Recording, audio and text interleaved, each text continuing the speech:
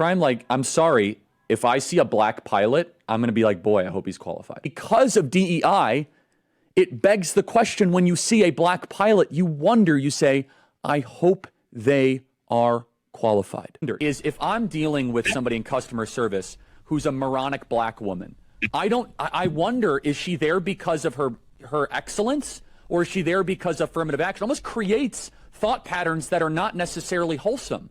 It creates resentment, doesn't it, Heather? No one really cares when it's HR managers. No one cared when it was, just kind of paper shufflers or even engineers.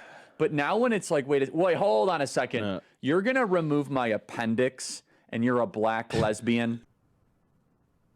She's an incredible athlete. Of course she's an incredible athlete. I'm not saying, I just said she's probably the greatest gymnast of all time. She's also very selfish. She's immature, and she is a shame to the country. She's totally a sociopath. Of course she's a sociopath.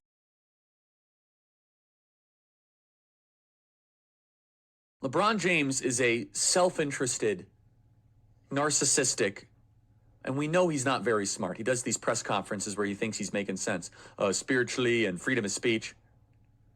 Thomas Sowell and Justice Clarence Thomas are far better black role models to celebrate than Martin Luther King. Period. End of story. Wow. But I can say declaratively, this guy is not worthy of a national holiday. He is not worthy of godlike status. In fact, I think it's really harmful.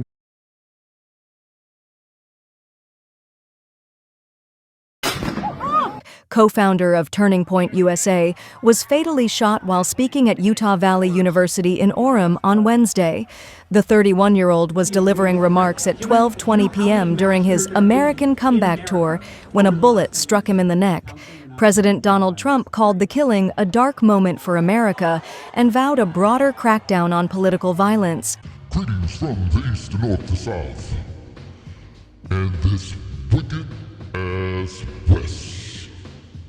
The topic, Captain Kirk, get the beam. The questions, why you think this guy get godlike status after his death? Let's get into it. I am your host. I am the one. I know this is old news, but Charlie Kirk was shot and killed I think maybe like a week ago. And I was looking at all the stories about this guy. And when white people say one thing, it doesn't surprise me whatsoever. Because white people will say, oh, this was a great man, great American. Of course, they will feel that way. This doesn't surprise me at all.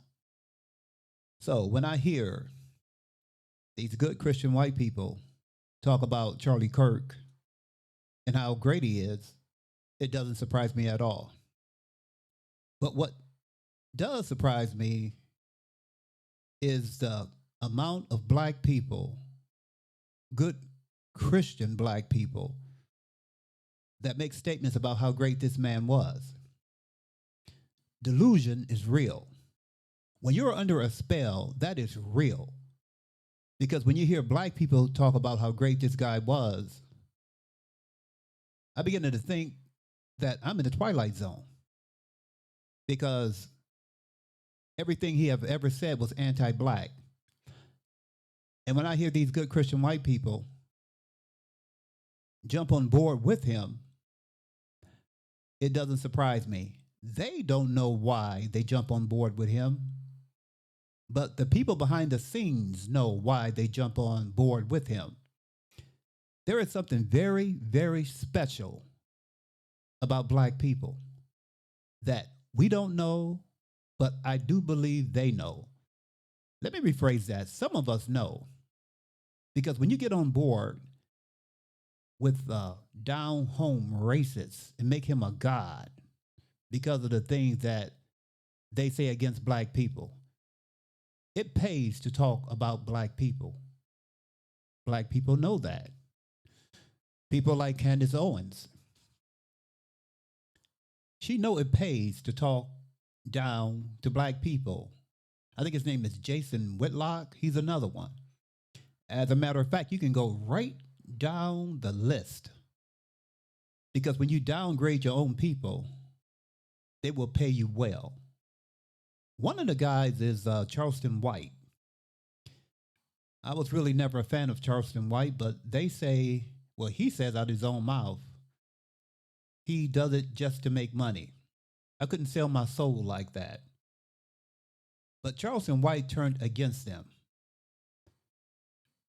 So let me run a couple clips, because I don't want to talk too long, about what certain people say.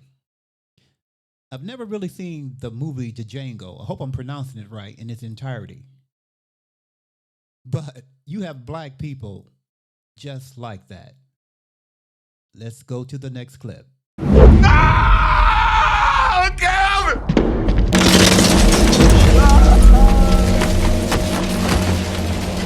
Jesus. Lord, cover him, Lord. Cover him, Lord. Yo, man. I'm so freaking angry Pause. right now. So he can be angry when his oppressor passed away. Oh. But when we angry for our people, when Bishop's yelling because what's the brother name in Georgia that body got rolled up? Ahmaud Aubrey. No. In Tallahassee, you talking about? Yeah. Kendrick Johnson. Yeah. When Kendrick Johnson get his body rolled up in a bag and Bishop is upset and he's saying he praying for vengeance, y'all got a problem with that. But now, when it's an Edomite, y'all understand anger and vengeance now. Right. Now you understand that. Y'all hypocrites. Go ahead. I am so freaking pissed off, man. Because, like, what is it going to take for people to freaking wake up? This is really unbelievable. This guy is crying over Charlie Kirk. Think about that for a minute. When his own brothers and sisters get killed or go to prison for years and years and years, taken away from their families, you hear crickets. Now, the brother name is Trey Reed. He just got killed in Mississippi, Delta, Mississippi, Yazoo, Mississippi. The reason I remember that name because Zig Ziglar comes from Yazoo, Mississippi. Well, he was in college, and he was hung from a tree. And of course, they called it suicide. But the fact of the matter is, it's impossible for him to commit suicide. But they ruled it a suicide. And this uncle, Mr. Tom, never uttered a word. Let him continue. Evil, man. Shut up! And you don't got to agree with everything that this man is saying and doing. But yes, you do. Oh, give me 1 Corinthians 1 and 10. Ah! Calvin!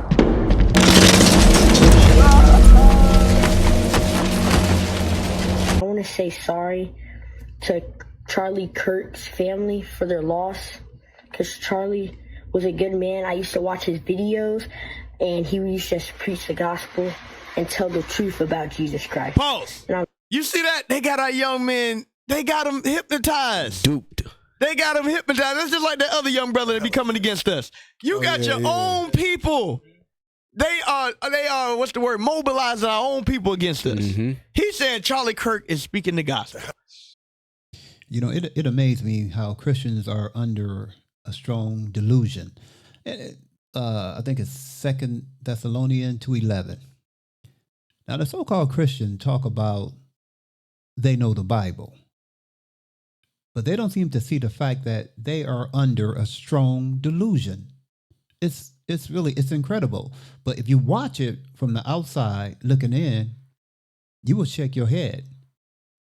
Because when you're under a strong delusion, you don't know it.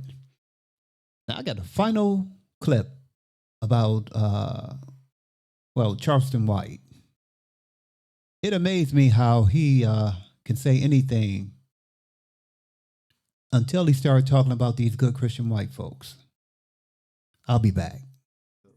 Y'all applauded me when I disrespected Gilly the Kid's son. Y'all applauded me when I disrespected all y'all applauded that. Loved and came to the shows, even the comedy club owners.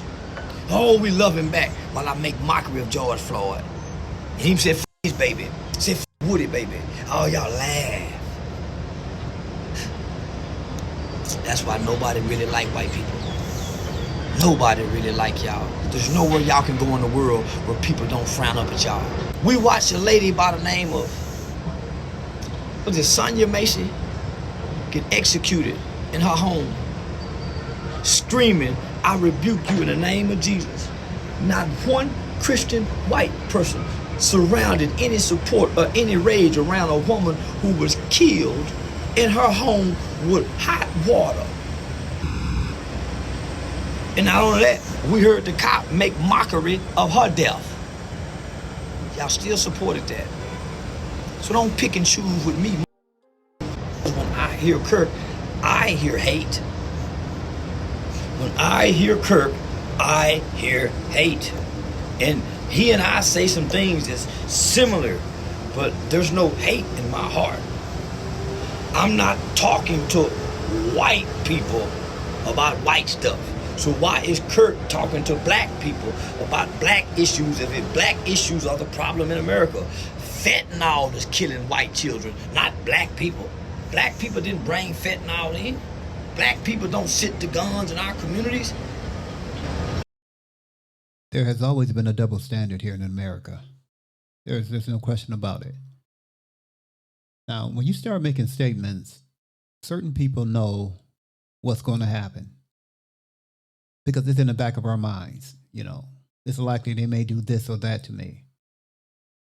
If anything ever happened to me, it wouldn't surprise me not one bit. I wouldn't even be surprised. But you got certain people that think they are above justice. And this is exactly what happens. When you really truly believe you are above retaliation, you know, you got to pay the price for the things that you say. Some people are willing, and there's others that think their security team is going to protect them. Here's what the Bible says. It is appointed unto man once to die, and after this, the judgment. In other words, you already have an appointment already made. Thank you for watching. I am your host. I am the one.